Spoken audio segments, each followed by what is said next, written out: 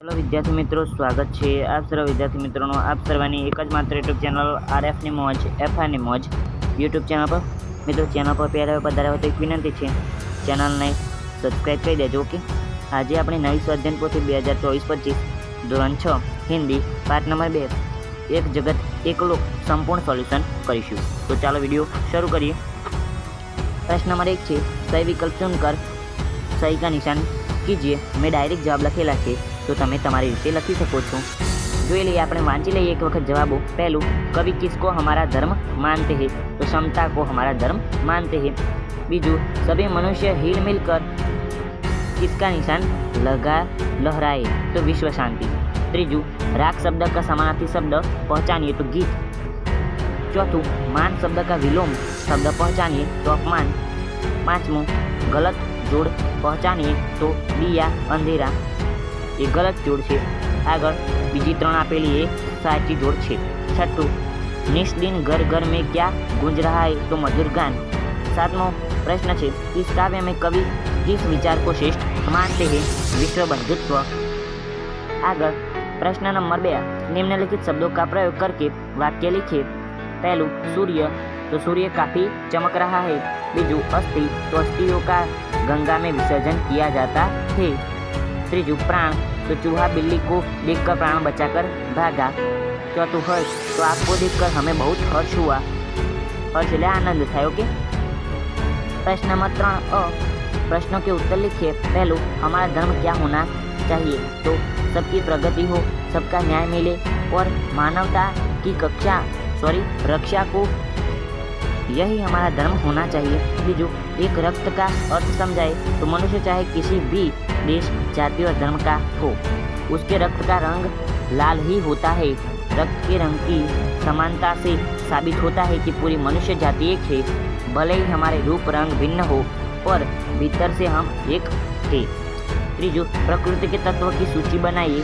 तो एक काव्य में प्रकृति के तत्व चंद्रमा, सूर्य, भूमि, आकाश, हवा और पानी है।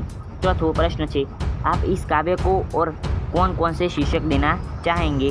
तो एक विश्व, एक धरा तथा हम सब विश्व बंधुत्व एवं प्रश्न शीर्षकों एटले के मथाळो आपवा हूँ मांगीश। आगर जोईए। प्रश्न नंबर 3 प्रश्नों के उत्तर लिखिए। पहलू, काव्य का शीर्षक एक जगत एक लोक ऐसा क्यों रखा गया है?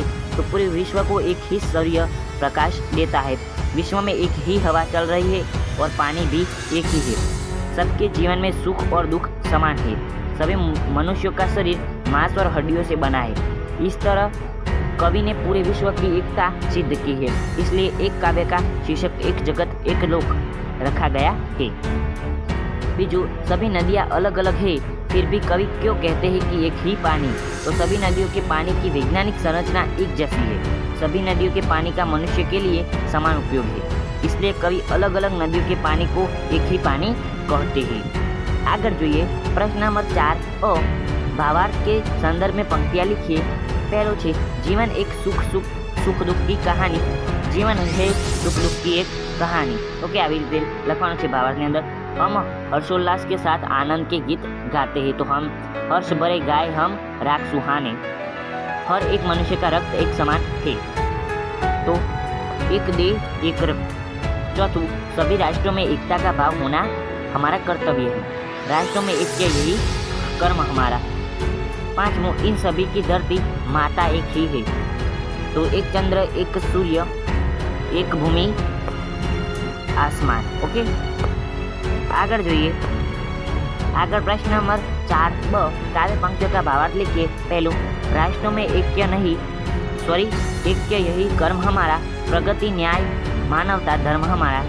संसार के सभी राष्ट्रों में एकता का भाव लाना ही हमारा सबसे बड़ा कर्तव्य है। हम सब मिलकर प्रगति करें, सबके साथ न्याय हो, धर्म बने। बीजू, धर्म नहीं वाच्यो और धर्म नहीं। हर्ष भरे गाए हम राग सुहावने, क्षमता और ममता के गीत तराने, तो हम आनंदित होकर सुंदर राग छेड़े, हम समानता और पारस्परिक प्रेम की गीत गाए। आगे जोईए। प्रश्न नंबर 5 अ, निम्नलिखित शब्दों के समानार्थी शब्द कोष्टक में से ढूंढकर लिखिए। मित्रों, मैं कोष्टक नहीं दौड़ेलू, तो मित्रों ये कोष्टक अंदर में आज जे લખેલો છે સમાનાર્થી શબ્દ એ તમારે જાતે શોધીને લખી દેવાનો છે। ઓકે, પહેલું ભૂમિ તો જમીન, બીજું સૂર્ય, દિનકર. અને મિત્રો જો તમે અમારી મદદ કરવા માંગતા હોય તો તમે તમારી સ્વાધ્યાયન પોથી જો પૂરેલી હોય તમે જવાબો સાથે તો મને ફોટો મોકલી શકો છો. તમને આપણો વોટ્સઅપ ગ્રુપ મળી જશે જેની લિંક તમને ડિસ્ક્રિપ્શનની અંદર મળી જશે. અને જેવી તમે PDF મૂકશો તરત જ હું PDF આપણા ગ્રુપની અંદર મૂકી દઈશ અને આપણા ગ્રુપના અંદર તમારા જ્યાં બીજા વિદ્યાર્થીઓ પણ જોઈ શકે PDFનો અને પૂરી શકે. ઓકે, સૂર્ય, દિનકર અને ત્રીજું તેજ તો પ્રકાશ, રક્ત તો લોહી. ઓકે, અહીંયા લહ લખેલું છે કે લોહી આવશે. જગ તો દુનિયા, તરાના તો ગીત, તિમિર તો અંધકાર. આગળ જોઈએ प्रश्न नंबर 5 ब.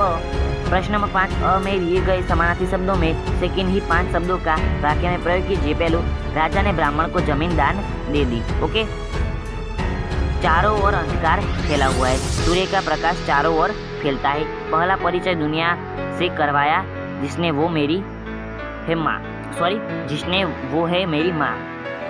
मुझे जिसने पहला परिचय दुनिया से करवाया वो है मेरी माँ. ओके, થોડી વાક્યની અંદર શબ્દો આડાવડી છે એટલા માટે મેં તમને કીધું. 5 मुझे गीत गाना पसंद है. બધાને પસંદ હોય. आगे प्रश्न नंबर 5 क विलोम अर्थ वाले शब्दों के जोड़े बनाए और उदाहरण अनुसार वाक्य में प्रयोग कीजिए. पहलू, सुख दुख, मृत्यु, जीवन, स्वामी, दास, धरती, गगन, उन्नति, अवनति. आगे, सुख में सब साथ होते हैं, दुख में कोई साथ नहीं देता. मृत्यु सबकी निश्चित है, जीवन अमूल्य है. स्वामी के जीवन में मुश्किलें होती है, दास स्वामी की रक्षा करता है. धरती पर पत्थर. ओके मित्रों, तो आ रीते लखेलू है. आगे, धरती पर पत्थर पड़े हैं, गगन में पक्षी उड़ रहे हैं, देश की उन्नति हो रही है, बुरे काम करने से हमारे अवगति होती है. आगे જોઈએ प्रश्न नंबर 12 છે. सॉरी पन्नू नंबर 12 છે ને प्रश्न नंबर 6 છે. એક સ્થાનો की पूर्ति करके शब्द बनाए. सागर, गागर, मगर, नागर. ओके, આવી રીતે અહીંયા નગર લખેલું છે એટલે આવી રીતે મેં સીધા શબ્દો લખેલા છે, વચ્ચે અલ્પ વિરામ પણ નથી મૂક્યું એટલે માટે મેં તમને કહી દીધું. ઓકે, શેઠાની, દેવરાની, શેઠાની, નોકરાની. સોરી, જેઠાની, દેવરાની, શેઠાની, નોકરાની. અહીંયા પટકર લખ્યું છે પણ પઢકર આવશે. ઓકે, પઢકર, સુનકર, જોકર, ખાકર.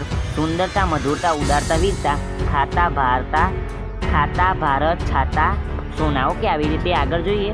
प्रश्न नंबर 7 दिए गए चौरस में से उदाहरण के अनुसार संज्ञा शब्द बनाए और इसका वाक्य में प्रयोग कीजिए. तो यह मैं नहीं દોરેલું પેલું કોષ્ટક આવે એ દોરેલું નથી. ઓકે, તો આગળ જોઈએ એટલે તમારી રીતે તમારે પૂરી દેવાનું. कमल तो तालाब में कमल खिले है.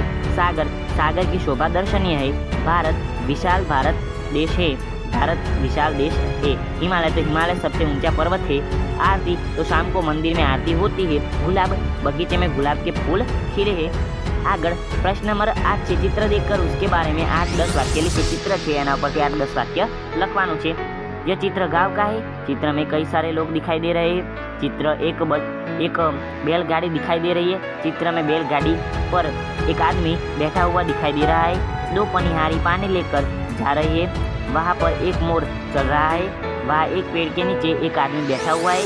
दूर कहीं एक पनिहारी पानी भरने जा रही है.